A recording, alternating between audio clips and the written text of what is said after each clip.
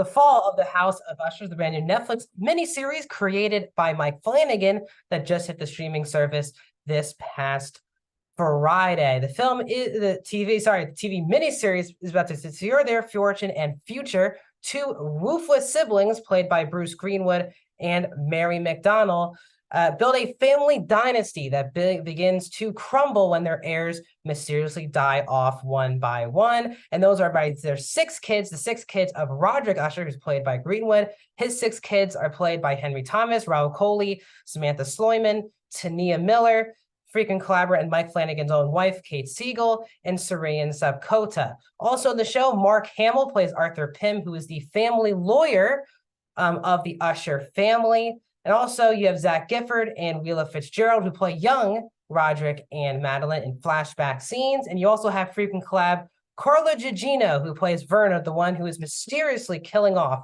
the Usher family. As I said, this miniseries is 8 episodes long. The shortest episode of the show is 56 minutes, with the longest episode being an hour and 16 minutes. Welcome back to a brand new TV show review here on Max Talks Movies. My name is Max Zuckerberg. We're talking about The Fall of the House of Usher. If you're new to the channel, please subscribe, ring the bell. I do these types of TV show reviews, movie reviews, talking box office, and I do movie franchise rankings. So please subscribe, ring the bell. If you're new to the channel, comment down below. What are your thoughts on The Fall of the House of Usher? First of all, if you've seen it, tell me, did you like it? Where does this rank for you in Mike Flanagan's Netflix catalog? Let me know all your thoughts. If you've not seen it, tell me, did you even know this hit the streaming service? Did you even also know this was a Mike Flanagan? Save on your spoilers. I am going to be doing a spoiler review that I'll talk to you about later in the video. And also, please like the video, guys, the thumbs up button. So this was one of probably my most anticipated shows left on the calendar for 2023. And it's because I'm a big Mike Flanagan head. He has really taken over the horror space with Netflix amazingly for the last 5 years. And that really started with The Haunting of Hill House, which for me is one of the best TV shows I've seen. Definitely one of the best, if not the best, horror TV show I've ever seen. And that started a long catalog of Netflix shows with him, with Haunting of Bly Manor, Midnight Mass, and Midnight Club. And now this show. Now, as I stated, he directed 4 episodes of The Fall of the House of Usher. The other 4 episodes are directed by his frequent cinematographer. But by directing numbers, this is the most committed he's been since Midnight Mass. He directed all 10 episodes of Hill House back in 2018. He only directed 1 episode of Bly Manor due to him also directing and writing Dr. Sleep in 2019. He did direct 7 episodes of Midnight Mass, all 7 of those episodes. And then he also directed only 2 of the episodes of The Midnight Club. But he's back with The Fall of House of Usher. And this is basically a rose gallery of every single actor that basically has been in all these projects are in this show. So if you're a Mike Flanagan head, I'm going to break down my thoughts. Now, as I said, I am not going into spoilers. I'm not even going to hint at spoilers. That's why I read an IMDb plot description, so I don't even hint at things that go down in the show. So I will be doing a spoiler review tomorrow that will drop on the channel. I'll break down the entire show, especially the finale and the last couple moments. So I'll let you know my thoughts there tomorrow. But today this will be a non-spoiler review for some of you guys who have not checked out the show this past weekend. So let's get into my review of The Fall of the House of Usher. And as I said, if you're a Mike Flanagan head like I am, I really think you're going to love this show because I loved this show. And I can get into my Mike Flanagan ranking maybe tomorrow when I give my spoiler review, because I want to get into specific details, I think, where it fits into my ranking of the Mike Flanagan shows. But I've reviewed Haunting of Bly Manor and Midnight Mass on this channel, and I have adored 4 of his 5 shows. I did not watch a Midnight Club because it didn't really get great reviews, and I just didn't have the time at the time it came out to watch it. So I've seen kind of his big other shows with Hill House, Bly Manor, and Mass. And now I get this one, and I adored this show. I really did. It's a kind of a horror version of Succession. It's a family business that's in this movie. Sorry, in this miniseries, excuse me. And this is a very complex story. This is slightly based off the works of Edgar Allan Poe. Now, while yes, there's a lot of 2023 isms in the show, because it does take place in 2023. A lot of callbacks, character names, and things like that in the story that revolves around Edgar Allan Poe's work. And I thought that this was masterfully done, both from a writing perspective, directing perspective, and performance perspective. It's kind of genius for me all the way around the board. Now let's get into first Mike Flanagan, who, as I said, directs 4 of the 8 episodes. His frequent collaborator, Michael Femnari, hopefully I'm saying his name right. He has been the cinematographer for all of Flanagan's past projects on Netflix. And of course, that makes sense that he is back as a frequent collaborator. This is cinematographer as well. Femnari also directed 2 episodes of Midnight Club. It gets 4 episodes here of this show, and it's a masterfully directed show. It feels like you're watching 1-hour movies every week. It's shot beautifully, and yes, it's simple locations like a house or a mansion or an office, but it's shot gorgeously and it fills the screen. And it's just a gorgeous looking show that has great color usage as well. Now, a lot of it has to do with the Verna character played by Carla Gugino. She's changing in and out of outfits and personalities, but the colors that are on display here and the costumes, I think, are going to go really under the radar for the show. And I thought they were really well done. Another thing from a writing perspective I want to get into with Mike Flanagan is it's a great show on a writing level.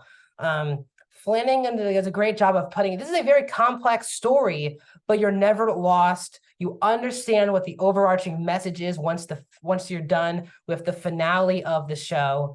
And it really moved me, is what I'm going to say. This show moved me, and it moved me, which is weird because these are a lot of unlikable people in the show. You're going to probably have a hard time struggling to find many people to root for on this show. These are billionaires who are cheating people and ruining their lives, and you're watching this family kind of crumble. Now, while that's the case, it's still a moving show with its message, and I don't want to get into why it is, but I was really floored and moved by when I realized what the show truly was in that final episode. And I just was blown away by how much emotionally invested I was in the story. And the message, I thought, really hit home for me for some reason. And I really adored the message that this movie was going for. The show was going for. I don't know why I keep saying movie, because they feel like movies. As I said, all of this is a all-star cast of all of Mike Flanagan's frequent collaborators from all of his Netflix shows. It is amazing. It's I kind of called him like the Wes Anderson now, very similar to Wes Anderson, where Wes Anderson has a current aesthetic, type of story and genre, but he uses the same actors in all of his stuff. And while this is not Wes Anderson in the filmmaking style, it feels like it because Mike Flanagan is using the same actors in all of the projects, and for some reason, it just always works. Now, the lead performance is by Bruce Greenwood, who's excellent as Roderick Usher. He brings both a vulnerability to the character, but also an arrogance to the character that I think really pays off. Greenwood gets a lot more to do in the final 2 episodes of the show, especially the season finale. And the shoulder kind of rests on his shoulders in the finale, and he does a phenomenal job bringing the show home. Now, the first 6 episodes are a lot of just the 6 kids of Roderick Usher, and they kind of get their own episodes for a specific reason, and they are all very entertaining. I think some MVPs of the show is Mike Flanagan's wife in real life, Kate Siegel, who is phenomenal on the show. She's not in all the episodes, but she plays Camille, who is one of the 6 kids of Roderick Usher, and she has a very entertaining character. She goes through a lot of files, and she's very over the top, but she's easily the most entertaining, I think, of the kids on the show. Tania Miller also is very well cast. She was very well cast in Haunting of Bly Manor. She does an excellent job here as well. I always love Raul Coley as well, who's a really good collaborator now with Mike Flanagan. Samantha Sloyan just continues to play very unlikable characters. If you watch Midnight Mass, you know exactly what I'm talking about. She is very unlikable once again in this show, and her performance oozes you to root against her. But I do believe, for me, the most complex performance on the entire show is on the shoulders of Carla Gugino as Verna, a character that you're not really sure who she is, what even she is throughout the entire show, but she has to flip out of personalities, looks, hairstyles, voices throughout all 8 episodes. And while Gugino has been a part of Mike Flanagan's shows from the very beginning, being the mother in The Haunting of Hill House and being a part of Haunting of Blind Manor and things like this. This is a role that she completely eats up, and she is phenomenal in the show. She chews up every single scene of scenery.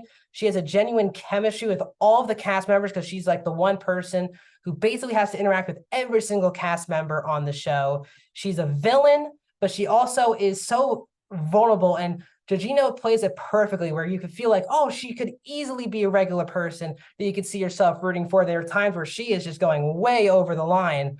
It's an excellent performance. And of course, the writing helps that character a lot, but the show doesn't feel as interesting or as scary without Gigino's presence on the show. Now, while I don't think this is even as close to as scary as Haunting of Hill House, it's definitely a spooky enough show that I think will scare off a lot of people. I don't want to keep going into hinting at what the plot is, but the cast was fantastic. The writing really moved me.